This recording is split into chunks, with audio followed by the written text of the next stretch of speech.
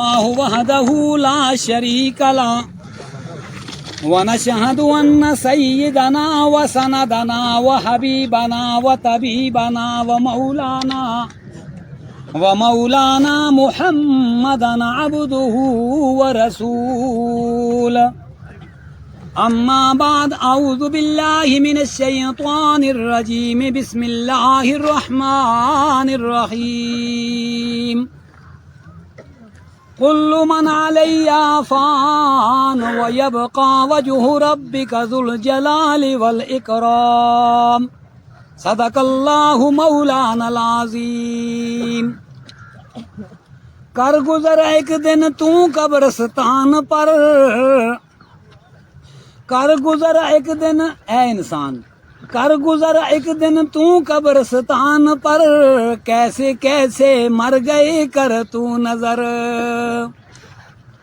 بادشاہ تھے نوجوان تھے خوب رو، کیا کیا ان کے دلوں میں تھی آرزو.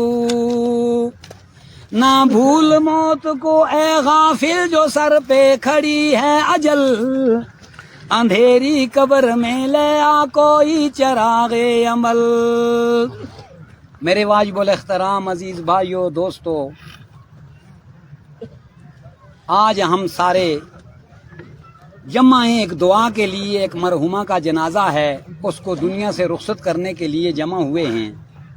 میری ایک بات کو یاد رکھنا میرے دوستو، آج میں آپ کو ایک بدظنی کے بارے میں، بغض کے بارے میں، کینے کے بارے میں اور دوسرے کے اوپر تہمت لانے کے بارے میں ایک واقعہ آپ کو سناتا ہوں.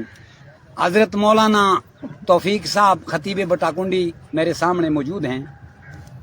ان کی موجودگی کے اندر پیر ذوالفقار نقشبندی ایک واقعہ لکھتے ہیں عرب ممالک مدینے کے دیہات کا. ایک عورت مر گئی. جب عورت کا انتقال ہوا تو اس کو غسل دینے کے لیے 4 عورتیں مقررہ ہوئی. اس کو غسل دیتے دیتے ایک عورت نے بات کہہ دی کہ یہ عورت ایسی تھی. جب وہ ہاتھ پھیرنے لگی اس کے جسم پہ تو ہاتھ چپس گیا جیسا مقناطیس ہے. ہاتھ اس کے جسم کے ساتھ چپس گیا. کافی دیر ہوگی. باہر تو مولوی ویسے بھی تاول کرتے ہیں، بھائی جنازہ تیار ہو گیا، اندر سے کیوں نہیں آتا. وارثیوں کو کہا. جب اندر پتہ کیا، معلوم کیا تو عورتوں نے کہا کہ ہاتھ کو پکڑ لیا، ہاتھ نہیں چھوٹتا، یہ تو مجبوری ہے. حتیٰ کہ گزر گئی، چاہے 1 دن گزرا، 2 دن گزر گئے اس معاملے میں. سارا لوگ جمع ہیں. وقت کے مولوی کو بلایا. مولوی نے تو یہی فتویٰ دینا تھا کہ ہاتھ کاٹ لو. جنازہ آپ گرمی بھی ہے، عرب ممالک بھی ہے، تو اس کو دفن بھی کرنا ہے نا. تو جو اس زندہ عورت کے وارثی تھے انہوں نے اختلاف کر دیا کہ ہماری عورت کیوں معذور ہو، ہم تو ہاتھ نہیں کاٹنے دیتے. دوسرے مولوی صاحب کے پاس چلے گئے. انہوں نے کہا یہ تو زندہ ہے، یہ بات بھی ٹھیک ہے، چلو جو مردہ ہے اس کا گوشت کاٹ لو. بات سننے کی آج ہم نہیں مانتے، نہ مولوی کی بات مانتے ہیں، نہ حق، نہ قرآن کو سنتے ہیں، نہ اللہ کے پاک پیغمبر کی حدیث کو. اگر سنی بھی تو اوپر اوپر، نیچے نہیں. نیچے جاؤ تب کیوں، باری تو آ گئی. کون اس سے روٹ سکتا ہے موت سے. تو حتیٰ کہ امام مالک رحمت اللہ علیہ کے پاس بات پہنچ گئی. وقت کا خلیفہ قاضی القضاء کے پاس بات پہنچی. بھائی گرمی بھی ہے، میت بھی وغم آ جاتی ہے، لیکن کیا ہوا؟ انہوں نے کہا کہ مجھے لے جاؤ وہاں. جب اس علاقے کے اندر اس کو لے کر آئے، پوچھا، عورتوں سے پوچھا کہ تم نے کچھ بات کہی ہے ایسی؟ تو عورت نے ایک دم کہا کہ یہ بات میں نے کہی تھی.